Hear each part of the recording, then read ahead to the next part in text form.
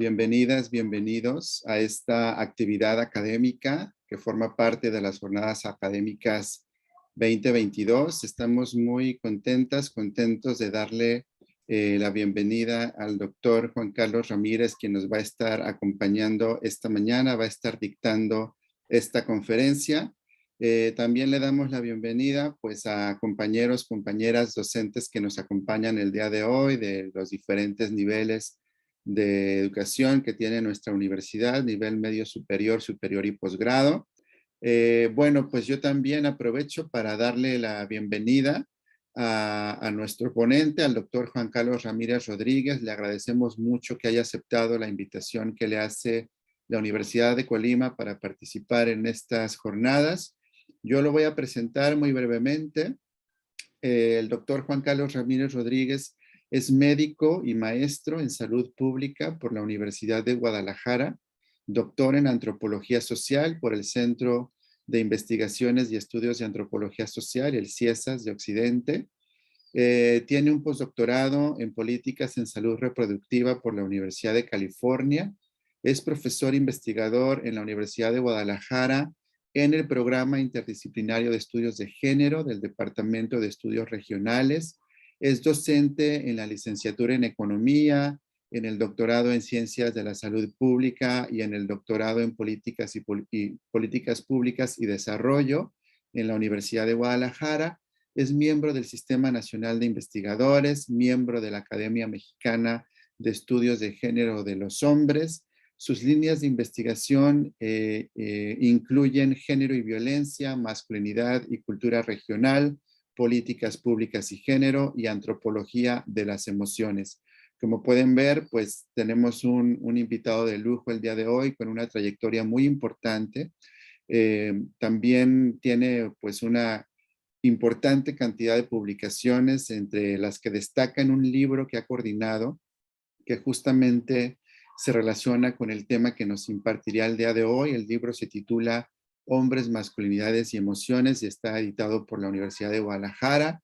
Yo tengo la suerte, el privilegio de compartir con el doctor Juan Carlos un espacio de trabajo, un seminario que llevamos a cabo con algunos otros colegas de diferentes partes del país y que por cierto coordina nuestra querida colega, compañera, la doctora Ana Josefina Cuevas, de aquí de la Universidad de Colima, a quien también le agradecemos que nos haya apoyado con el enlace para contactar, invitar al doctor Juan Carlos. Entonces, bueno, pues muy contentas de tenerle por aquí y de ofrecer este espacio de trabajo, de reflexión, de conocimiento con docentes de la Universidad de Colima. Creo que es un tema muy importante que se articula de manera muy importante con las preocupaciones y con la agenda de trabajo de nuestra universidad en los tiempos actuales. Entonces, sin mayor preámbulo, pues agradezco su presencia de nuestros compañeros docentes y también del doctor Juan Carlos. Le cedo la palabra. Adelante, Juan Carlos. Muchas gracias, Antar, por tu presentación tan amable y agradecerle a la Universidad de Colima la invitación. Y bueno, pues estoy contento de estar aquí, pero también muy nervioso, fíjense, porque a la hora de compartir la pantalla a veces se atora.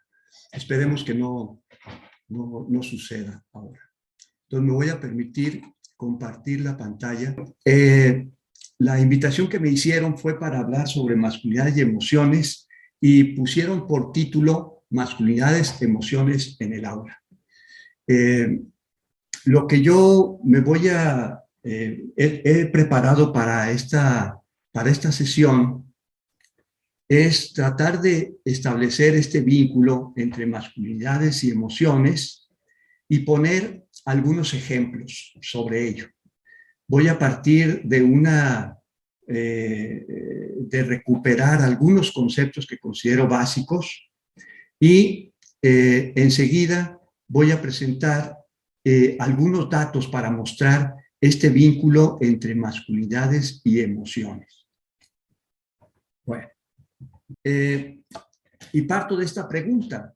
Las emociones son un ámbito problemático en la vida de los hombres y en la configuración de las masculinidades.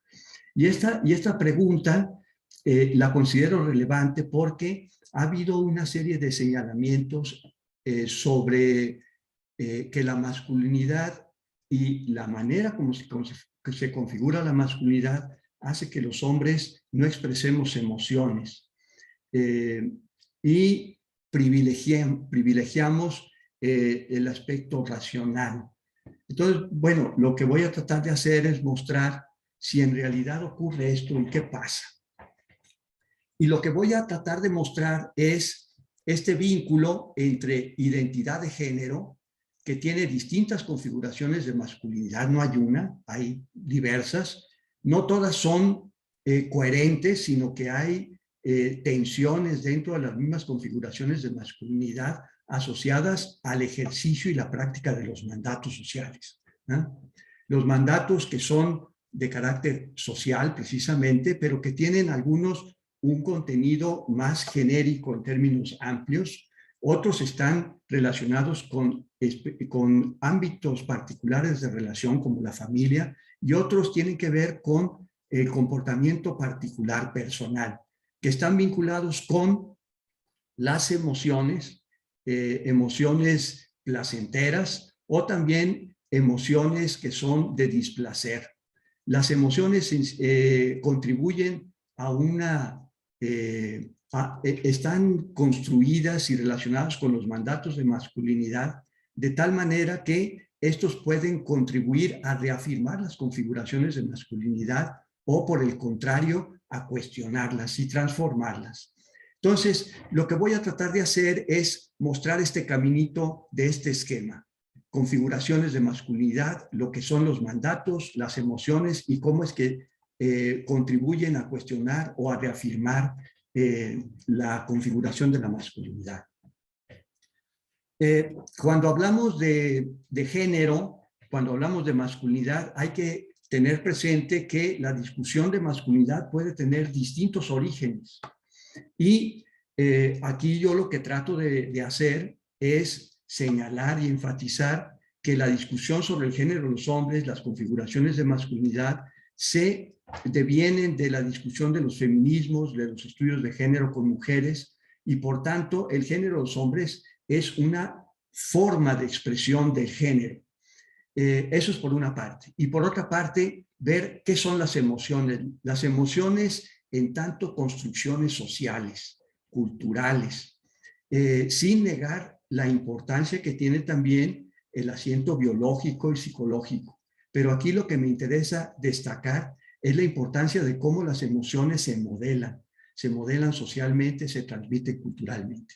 Bueno, ¿qué es el género? Hay muchas definiciones sobre el género que tienen distinta connotación. Escuchamos constantemente hablar de perspectiva de género, pero ¿a cuál perspectiva nos estamos refiriendo? A mí me gusta este concepto elaborado por Joan Scott porque pone en juego dos elementos. Por una parte, las diferencias que distinguen a los sexos, ¿verdad? Y por otra parte, que es una forma primaria de relaciones significantes de poder. Entonces, el género está inmersa o está presente, es consustancial a toda forma de relación social. Esa es una parte importante. Las relaciones de género no son una casilla, sino que está inmersa en todas nuestras relaciones sociales e implica relaciones de poder que tiene distintas formas de representación también y distinta direccionalidad. Y tiene 4 elementos fundamentales: los símbolos culturalmente disponibles, en este caso, ¿qué significan las emociones, por ejemplo? Los conceptos normativos que tienen que ver con acotar este mundo simbólico y decir, esto es lo permisible, de tal manera que los hombres pueden expresar determinado tipo de emociones, pero otras no, por ejemplo, ¿no? Que incluye y están presentes en distintos espacios institucionales dentro de la vida social y que conforma una identidad subjetiva múltiple, no es única y universal. Entonces, ¿cómo entender la masculinidad? Bourdieu plantea este concepto que me parece también interesante.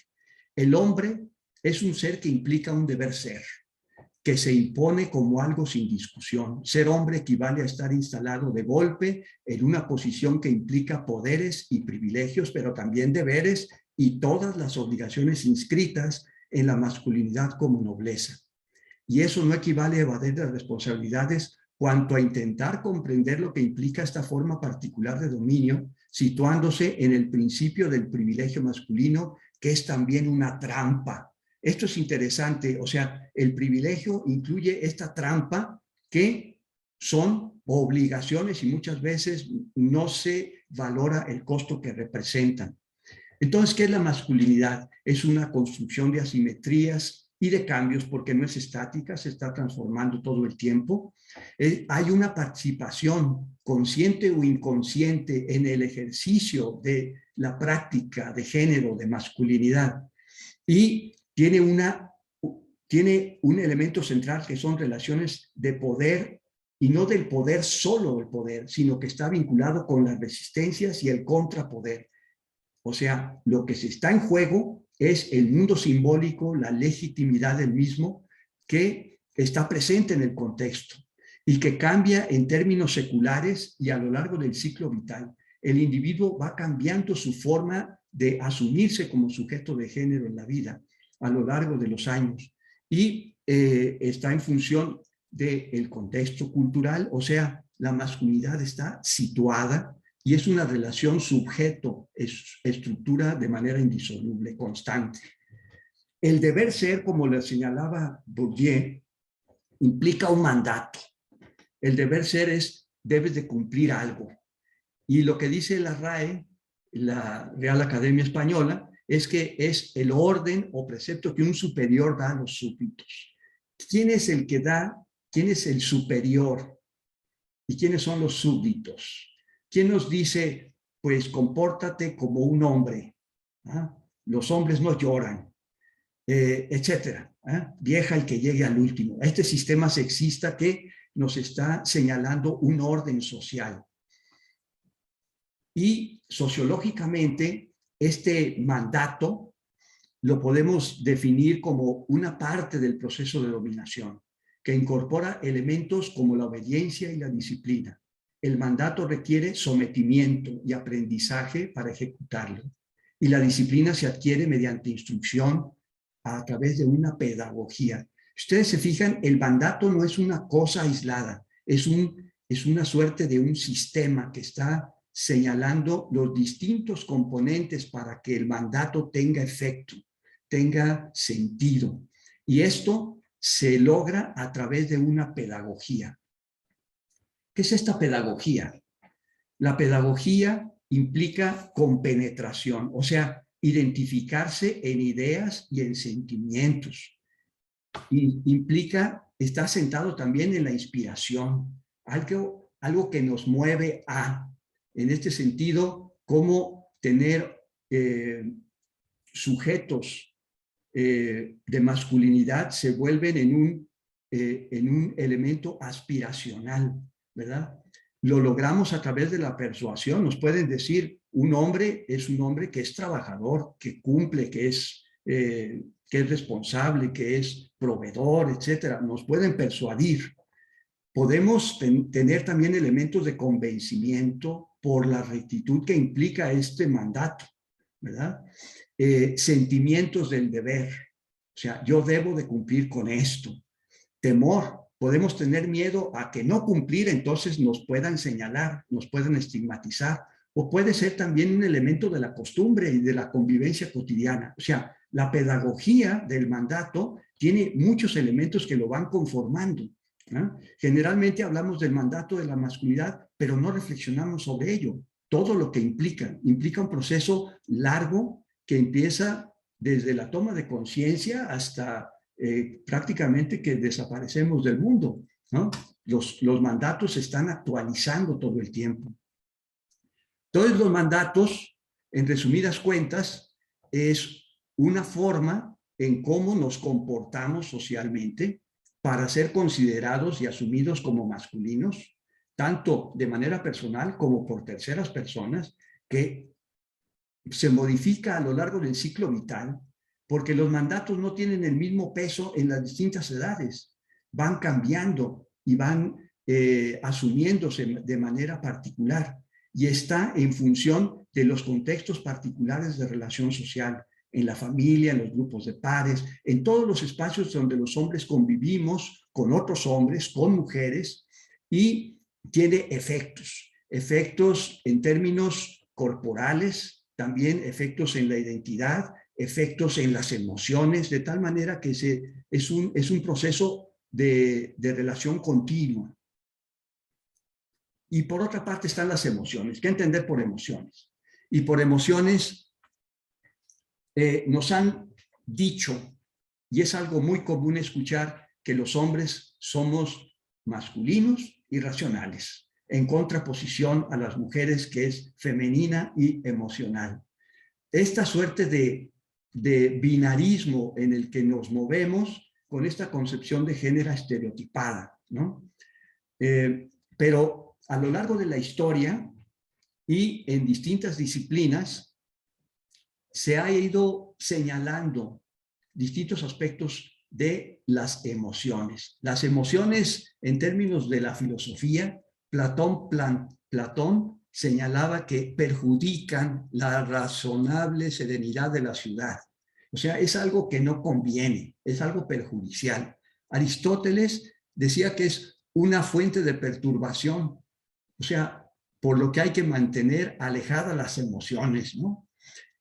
Galileo, el médico, pues señalaba que son defectos del alma y fuentes de enfermedad.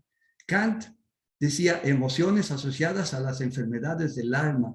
Frese dice que es un trastorno la expresión de la conducta. Pero bueno, también hay otras visiones. Por ejemplo, Durkheim dice no se puede entender una sin la otra, ¿no? Es una parte consustancial a el individuo, a las colectividades, ¿no? Y igual Piaget, ¿no? O sea, el elemento racional y el elemento emocional se interactúan una con otra.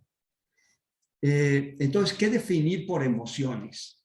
Emociones son sentimientos, son afectos, son estados de ánimo, sensaciones, es todo aquello que se siente y que es factible de ser significado y por tanto nombrado. Aquello que no nombramos no lo podemos significar, y las emociones las aprendemos a nombrar a lo largo de la vida. Nos enseñan en la familia a nombrar esas emociones, los estados afectivos, lo que sentimos, nos decía, eso es alegría, eso es tristeza, eso es dolor, eso es enojo, etcétera, ¿no? Y las emociones siempre están en función de algo, están en función de relación con otros sujetos, con las vivencias pasadas, con las cosas que prevemos, están relacionadas con el momento particular que estamos viviendo. O sea, las emociones están presentes a lo largo de todo un proceso. O sea, las emociones hay que verlas como parte de la trayectoria vital de los sujetos. Y Catherine Lutz hace una discusión sobre las emociones, ella es antropóloga, y lo que plantea es la emoción en términos culturales. Y en términos culturales se aprende a través de la socialización, como he mencionado, se transmiten por medio de códigos y tiene funciones sociales específicas que regulan la interacción social dándole sentido. O sea, las emociones son reguladores de la interacción, de las relaciones sociales, y las significan contribuyendo a la legitimación de las mismas relaciones, de tal manera que las emociones son vividas individualmente, se construyen en sociedad, son transmitidas culturalmente y están situadas históricamente. Ha cambiado la manera, por ejemplo, de asumir la violencia que se ejerce contra las mujeres. Si nosotros pensamos a mediados del siglo XX, en sus inicios, vemos que el ejercicio de la violencia contra las mujeres era incluso motivo de orgullo para algunos hombres. Hoy, la violencia, ¿verdad?, es motivo de señalamiento, es vergüenza, entre otras cosas, por ejemplo. Entonces nos aproximamos a un mundo cultural emocional. Y este mundo cultural nos implica el reconocimiento de un vocabulario emocional, un repertorio emocional. Cuando hablamos de emociones, ¿a qué nos estamos refiriendo y cómo las señalamos, cómo las etiquetamos? Y están asociados a creencias y a toda esta normatividad y la convención social. ¿Qué hago cuando estoy enfadado? ¿Puedo hacer esto o no puedo hacer lo otro? ¿No? Y entonces hay un elemento cognitivo, racional, y un elemento emocional, que están vinculados, se intersectan entre uno y otro. Entonces, voy a presentarles ahora algunos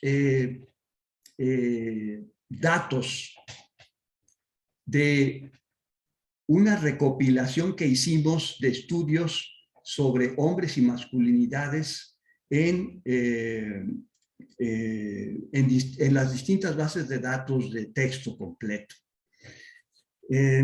Hicimos una revisión desde 1985 hasta el 2016, tratando de identificar el vínculo entre emociones y masculinidad. ¿Qué tantas publicaciones hay sobre el tema en lengua inglesa, en español, en portugués, fundamentalmente?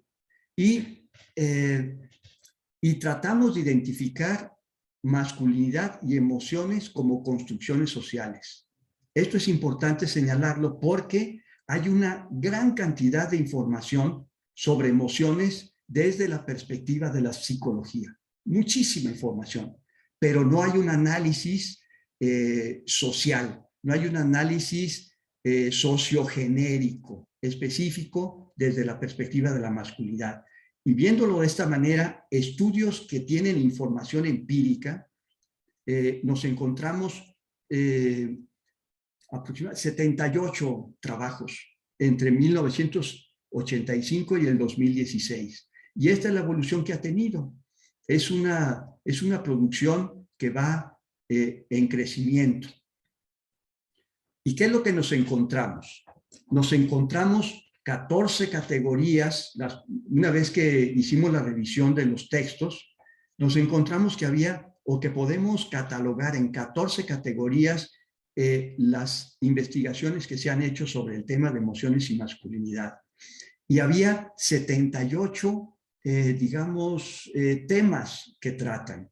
Hablan sobre el ciclo de vida, hablan sobre el cuerpo, hablan sobre la raza, hablan sobre cuestiones de cultura en distintos aspectos, como ustedes ven aquí.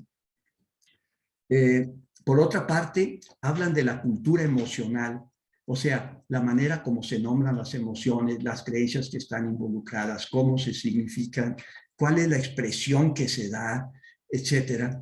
Y luego hay también estudios sobre el espacio público y las relaciones sociales en distintos ámbitos.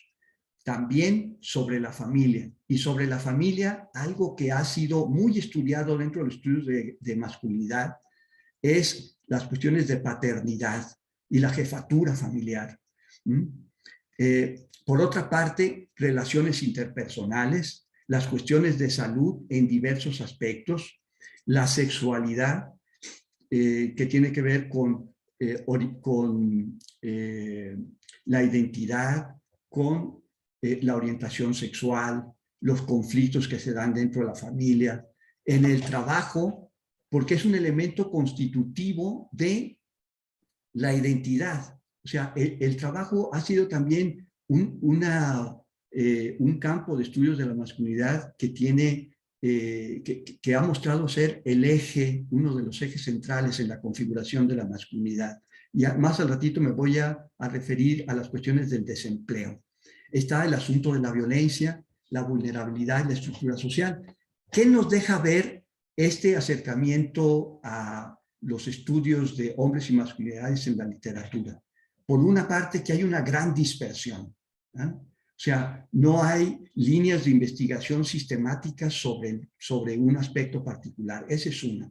Y otra, que es muy importante desde mi punto de vista, es que nos está mostrando que las emociones están presentes en absolutamente todos los campos que se estudian, ¿sí? Eso quiere decir que podemos incorporarlo incluso, me atrevería a decirlo, como parte de la interseccionalidad. O sea, para poder entender mejor la configuración de la masculinidad, necesitamos incorporar las emociones como un elemento constitutivo de la misma y no verlo solamente como decisiones racionales, ¿no? Bueno,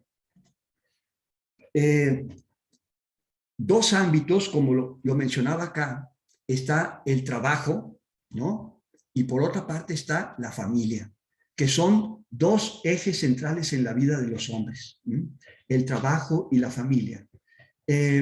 Y lo que yo quiero enseñarles ahora, mostrarles algunos datos de cómo está interrelacionado los mandatos, este orden, la manera como nos compenetramos, la manera como los reproducimos, los significamos, nos apropiamos de esos mandatos, cuando los cumplimos y cuando no los cumplimos, y cómo se vincula con las emociones, reforzando estas configuraciones de masculinidad. Bueno, en un estudio que he realizado en la zona metropolitana de Guadalajara con 14 hombres que estaban en condición de desempleo. O sea, una parte estaban desempleados, ¿no? Y otras habían pasado por un proceso de desempleo reciente. Hombres que tenían entre 21 y 46 años, que tenían principalmente entre 1 y 2 hijos, y que tenían un nivel de licenciatura a veces trunca, ¿verdad? Pero también había algunos que tenían primaria y otros que tenían incluso un posgrado. Bueno, ¿qué es lo que me interesaba primero? Me interesaba conocer las trayectorias familiares y laborales de estos individuos y cómo a lo largo de la trayectoria laboral y familiar están presentes las emociones en las relaciones que establecen y cómo las significan. Por otra parte, cómo las mencionan. O sea, las emociones, cómo las etiquetan. ¿De qué emociones están hablando? Y algo que a mí me sorprende, que por una parte se señale a los hombres que no expresan emociones y por otra parte la gran cantidad de emociones que estos hombres con los que trabajé mencionaron emociones a lo largo de sus trayectorias laborales y de vida familiar. Si ustedes se fijan, está arrepentimiento, soledad, temor, vergüenza, enfado, angustia, sentirse utilizado, encantado, daño, pánico, pavor, placer. Bueno, hay 180 referencias, etiquetas de emociones. Pero una cosa que llamó la atención mucho es que muchas veces al estar revisando las transcripciones, es que te das cuenta que las emociones muchas veces no se etiquetan, sino que se narra la situación. Y es una narración en donde la emoción está presente de una manera importante, por la manera como se expresa, por los silencios que están, por la precipitación en la narrativa, por la postura, por los gestos, etcétera. Por otra parte, el uso de metáforas para hablar de las emociones. Entonces, habría que tener en cuenta que no siempre, cuando se está tratando de investigar las emociones, son etiquetadas, sino que a veces son narraciones. Y por otra parte, son metáforas. Y también muchísimas etiquetas. Fíjense, este vocabulario emocional tiene variaciones dependiendo del contexto. Lo que se ha identificado es que entre los Chivo hay ocho etiquetas de emociones. En el malayo hay 230. En el taiwanés, 750. O sea, tiene una gran variedad de etiquetas para señalar y nombrar emociones. En el inglés, 400. Y en este estudio que realicé en la zona metropolitana de Guadalajara con estos hombres, 180 menciones, ¿no? Etiquetas. ¿Cuáles son las emociones que están señalándose? En función de la frecuencia con la que se alude. por una parte dentro del ámbito familiar y por otra parte dentro del ámbito del trabajo. Por una cosa que llama la atención es que lo más frecuente son las narraciones, como está aquí. Las primeras 5, ¿no?, son formas de mencionar emociones que casi no son etiquetas. Por ejemplo, hay una regulación emocional, hay una forma de afrontar las emociones, ¿no?, regularlas, la respiración, el hecho de acudir a ideas de las cuales puedo aminorar este sentimiento de culpa, etcétera, ¿no? Entonces, son formas de referir emociones, por ejemplo, el malestar. ¿Qué es el malestar? Pues sentí feo. ¿Pero qué sentir feo? ¿Verdad? Me sentí mal o sentí a gusto, es bien bonito. Formas que nos hacen referencia a un bienestar, ¿no?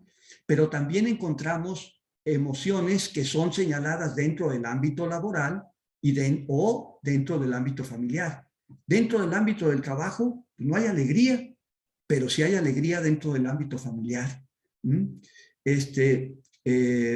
Vemos, por ejemplo, algunas otras que tienen condiciones más o menos similares, el miedo, otras formas de expresión, el coraje. Pero cuando nosotros analizamos los campos semánticos de las emociones, nos damos cuenta que la ira, que no está aquí, pero se presenta dentro de la familia, pero no dentro del trabajo. O sea, hay espacios en donde hay emociones que se pueden expresar, pero otros no.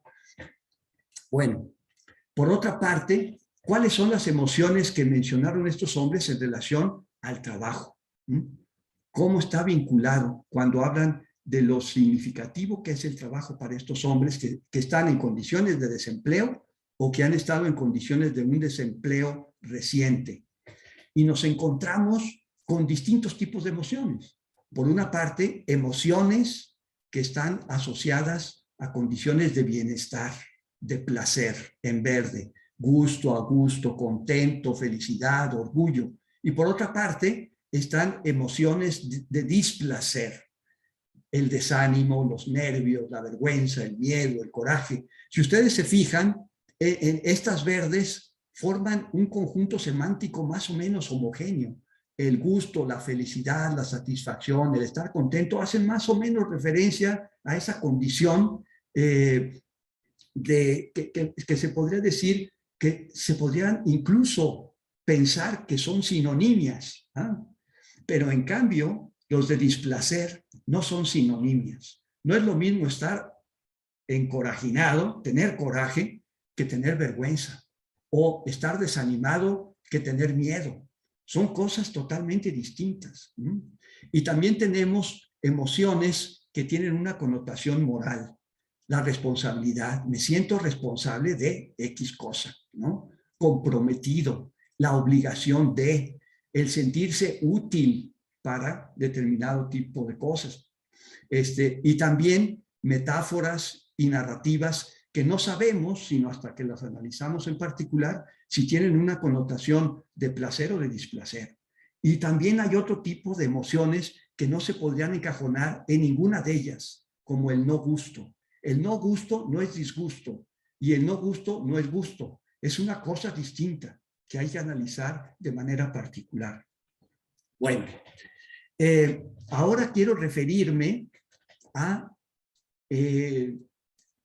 estas metáforas.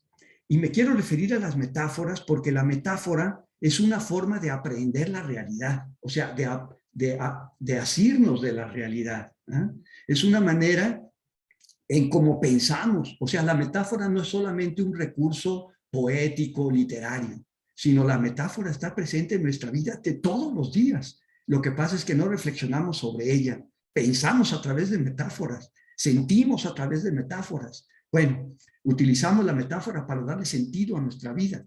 Bueno, entonces quiero mencionar esto de las metáforas por la importancia que tiene. Y por otra parte, ver cómo está asociado con los mandatos de la masculinidad. ¿Cuáles son los mandatos de masculinidad que yo encontré en estos hombres cuando hacen referencia a su familia? pues el mandato de proteger, el mandato de procrear, el mandato de proveer, de guiar.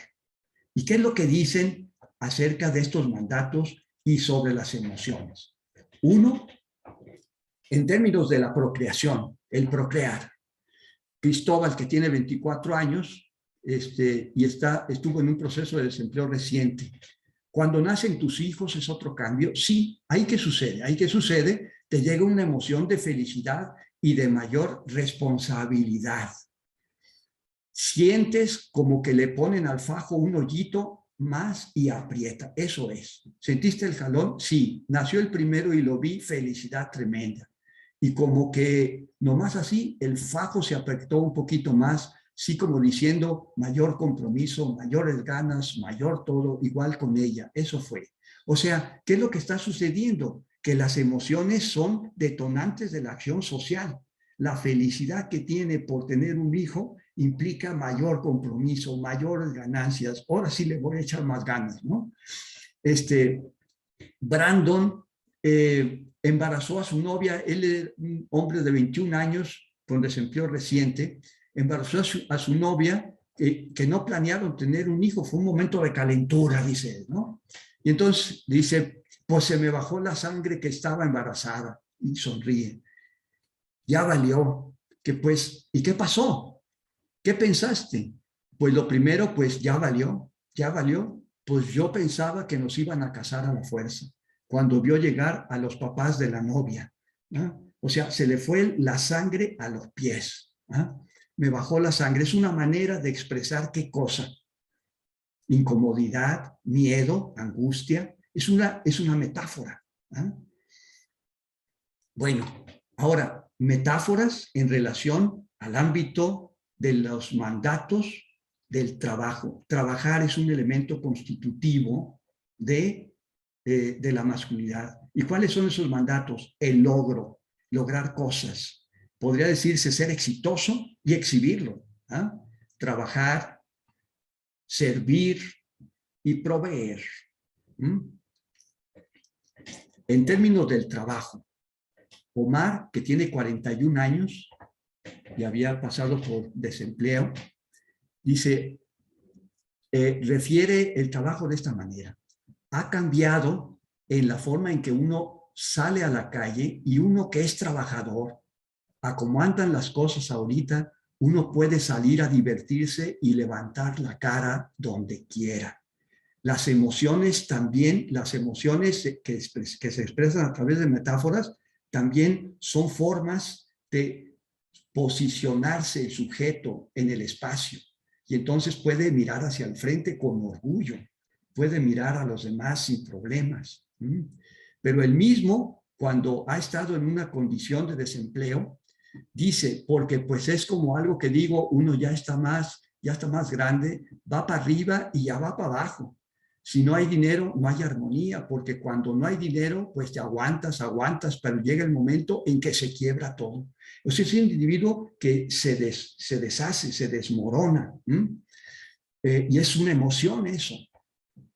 Ernesto, que ha tenido una trayectoria laboral muy diversa, él durante tiempo fue periodista, ¿eh? En el radio.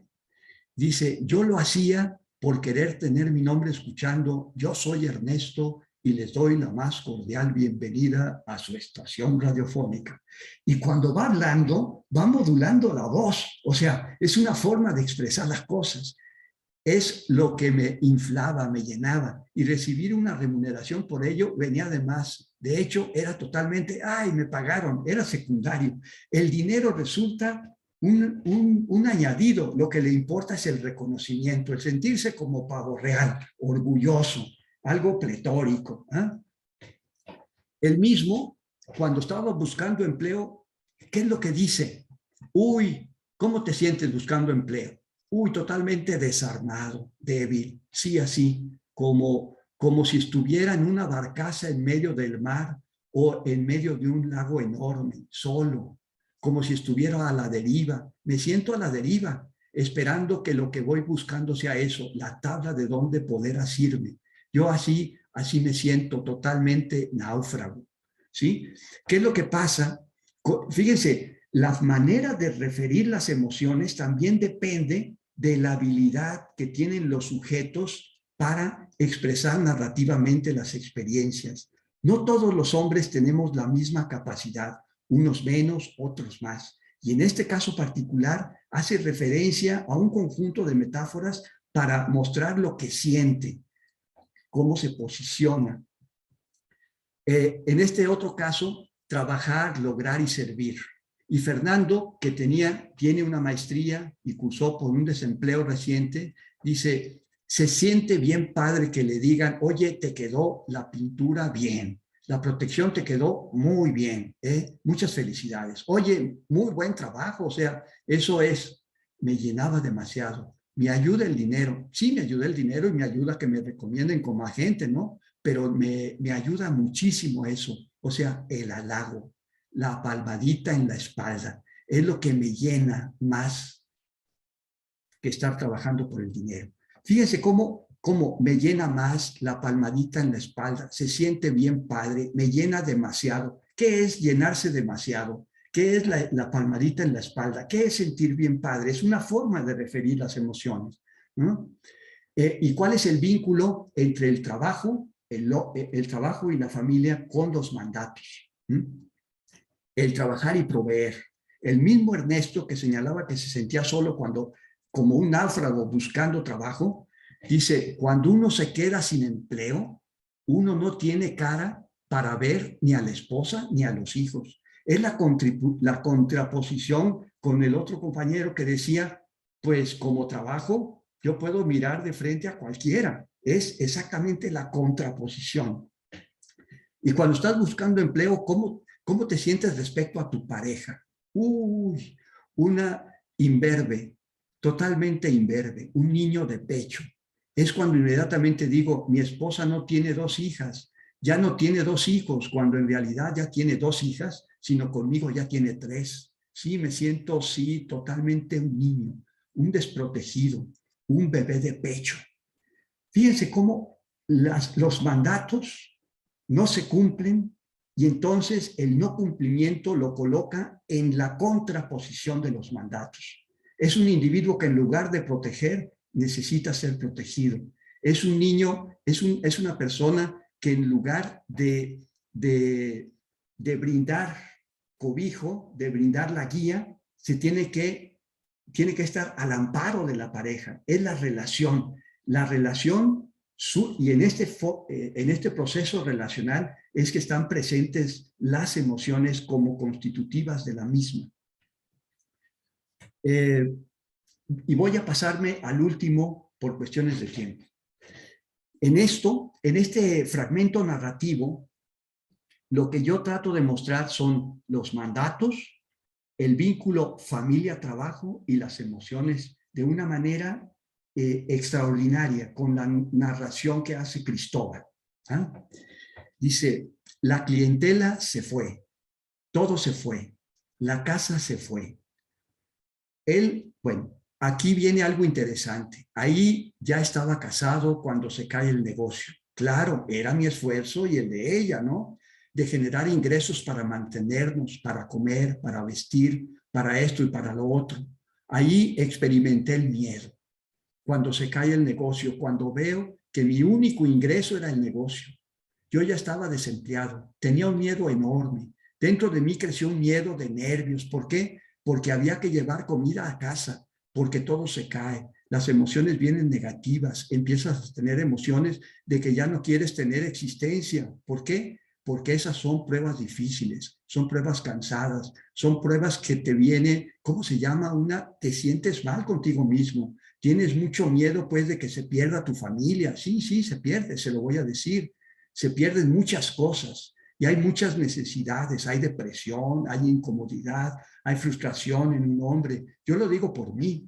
Tuve tantos sentimientos negativos que simplemente lo que hice fue llorar, correr. Vaya, no es posible. Me da mucho miedo eso. ¿Qué es lo que nos está diciendo Cristóbal? Cristóbal nos muestra cómo la condición del trabajo está vinculada totalmente con la familia y las emociones. Y uno podría pensar en función de la narrativa, pues, sentimientos, ideación suicida, el hecho de huir, eso es algo que se ha documentado en los hombres desempleados. Huyen de su casa, pero también huyen de la vida y se suicidan, entre otras cosas. O hay quien opta por tener un acercamiento con la familia. O sea, hay muchas, la configuración de masculinidad es múltiple y en todas las emociones están presentes, en este caso, de esta manera particular. Ahora, volviendo al esquema inicial, lo que yo pretendía mostrarles a ustedes es cómo la identidad de género tiene distintas configuraciones de masculinidad, están asociadas a los mandatos, como hemos visto, y a las emociones, reforzándolas, ¿verdad? Cuando yo trabajo, puedo ver a gente, no trabajo, ¡ay! No me siento un verdadero hombre porque soy un niño de pecho, dependo, o sea, no soy guía, no soy líder. Entonces, ¿qué podemos decir como conclusión?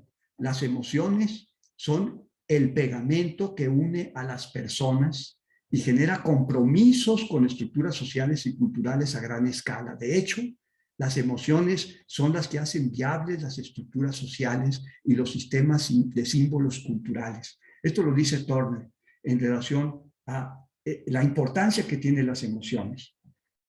Y simplemente para terminar, están estos dos libros que ustedes pueden descargar de manera gratuita si les interesa y los pueden descargar en este vínculo y se los puedo compartir en el chat. Bueno, pues aquí dejo mi presentación y pues bienvenidas preguntas, críticas, comentarios, todo lo que ustedes consideren pertinente. Muchas gracias. Muchas gracias, doctor Juan Carlos. Qué interesante ponencia nos ha presentado, qué interesantes datos y también yo creo que el panorama que muestra da para conversar, para discutir muchas cosas.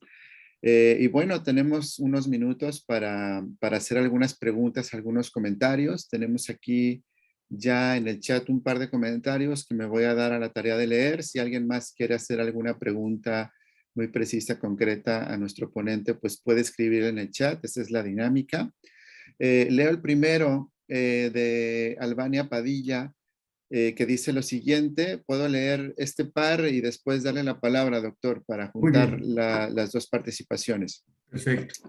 Dada la significación de poder inmersa en el concepto de género, en ocasiones es difícil comprender que su estudio abarca a todas las personas independientemente de la identidad.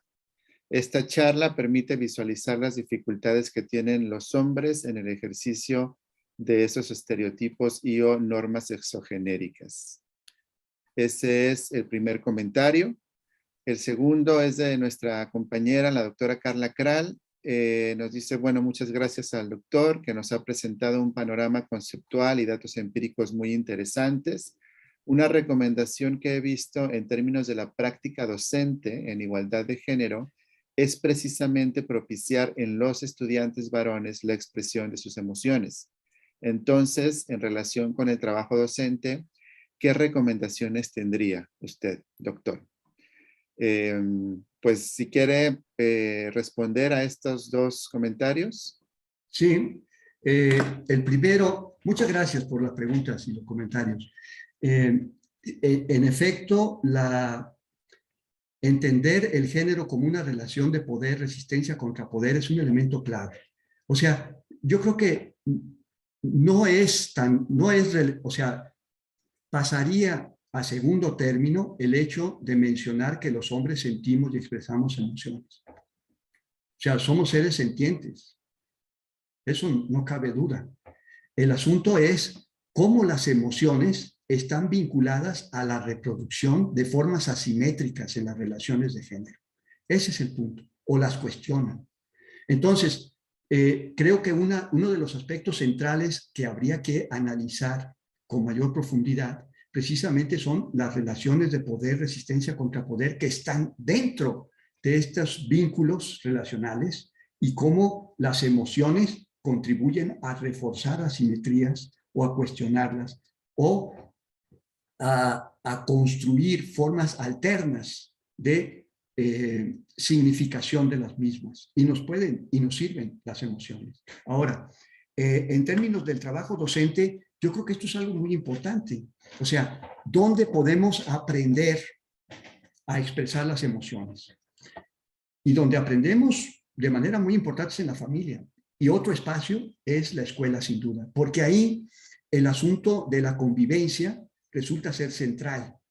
El asunto del ejercicio del bullying, ¿verdad?, tan presente en nuestros contextos, tiene que ver con la forma en ejercicio del bullying y las emociones que se generan en el mismo. Entonces, el hecho, por ejemplo, esa es una parte. ¿Cómo podemos entonces desarticular este tipo de cosas y cómo podemos contribuir a que los hombres sean más expresivos emocionalmente? Yo creo que en la escuela podemos elaborar o poner en práctica distintas dinámicas en donde participemos de manera hombres y mujeres. El asunto de la restricción emocional entre los hombres es mayor cuando se convive solamente en términos homosociales. Cuando los hombres y las mujeres, los niños y las niñas juegan de manera conjunta, ¿verdad? O sea, tienen una interacción conjunta y llevan a cabo acciones escolares de manera conjunta, es más fácil que los hombres, en ese sentido, apoyados por el profesorado, que puedan tener ejercicios lúdicos para expresión de las emociones, ¿no? Entonces, yo creo que ese es un campo privilegiado y habría que explotarlo y documentar esas experiencias, ¿no?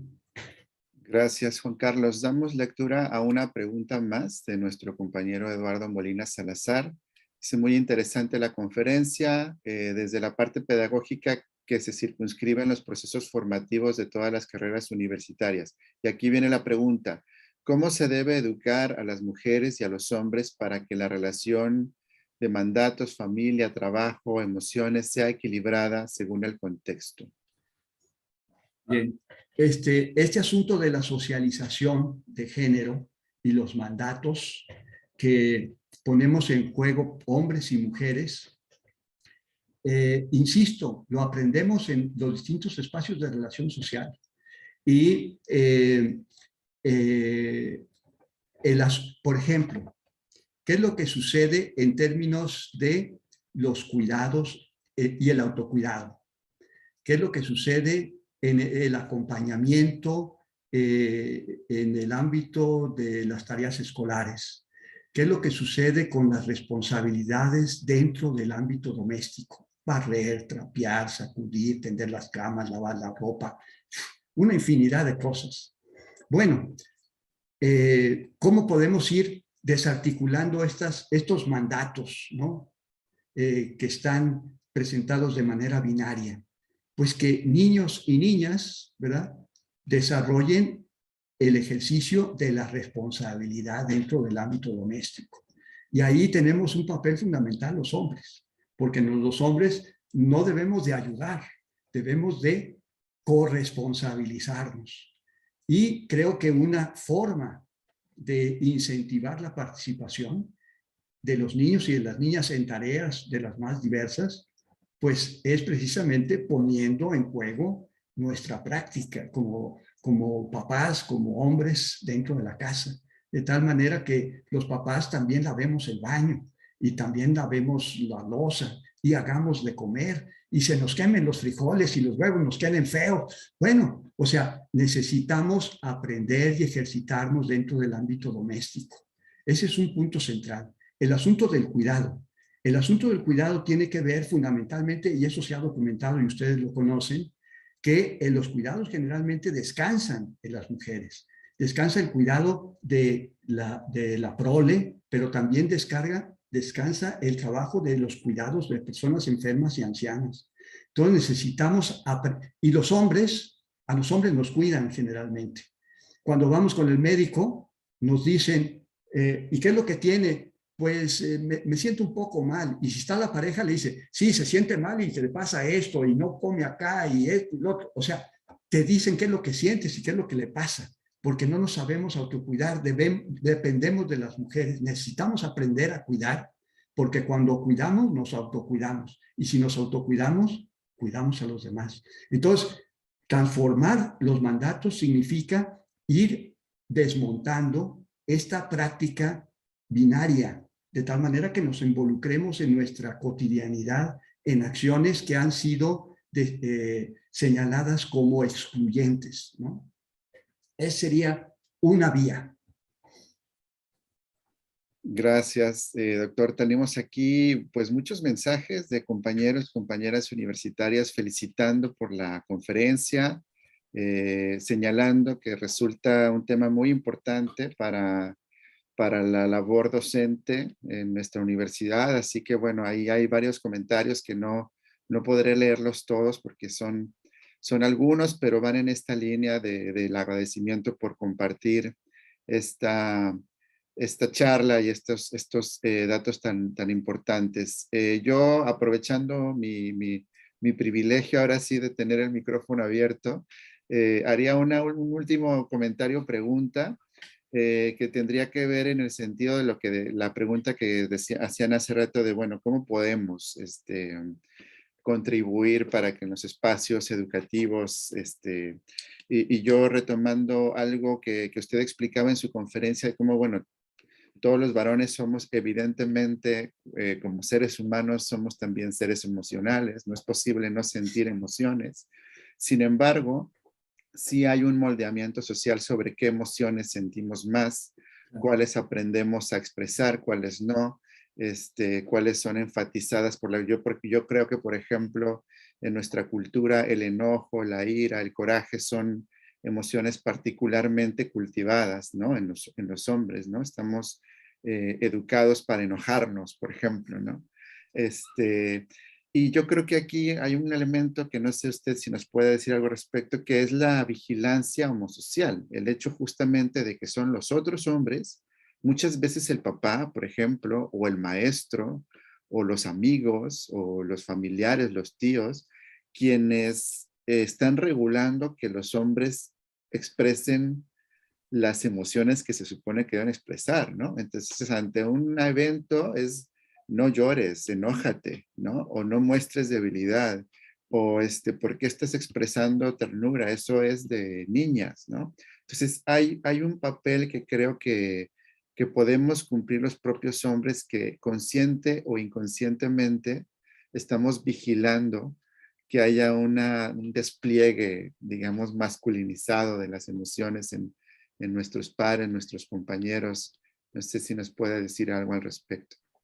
Sí, qué buena precisión has hecho, Antar, porque precisamente la regulación emocional es, digamos, el gasto energético más importante que hacemos los hombres sobre las emociones. O sea, esto que acabas de mencionar, estás desagusto con algo, estás, o sea, transmutar las emociones. Yo sí me puedo enojar, ¿no? El hecho de no reconocer la angustia o el miedo. Y entonces lo que hago es mostrarme que estoy enojado, por ejemplo, ¿no? Es una manera de regular la emoción, por una parte disminuyendo la angustia, pero por otra parte transmutándola. En qué sí me puedo, qué emociones sí puedo expresar y qué no, ¿verdad? Y en este caso, los grupos de pares, y los grupos de pares me refiero no solamente a los que están dentro de la camada, en la edad de la corte generacional, sino a todos los modelos de hombre o con los hombres con los que efectivamente nos relacionamos y que nos están señalando constantemente una manera de comportarnos. Eso es un hecho. Y quizá el más relevante después del ámbito de la familia. El ámbito de los pares, el grupo de pares, es central porque hay expresiones como las siguientes: nunca me dejaron abajo. O sea, me cortó mi novia, andaba todo así, ¿y qué pasa? No le permiten expresar ese dolor que siente.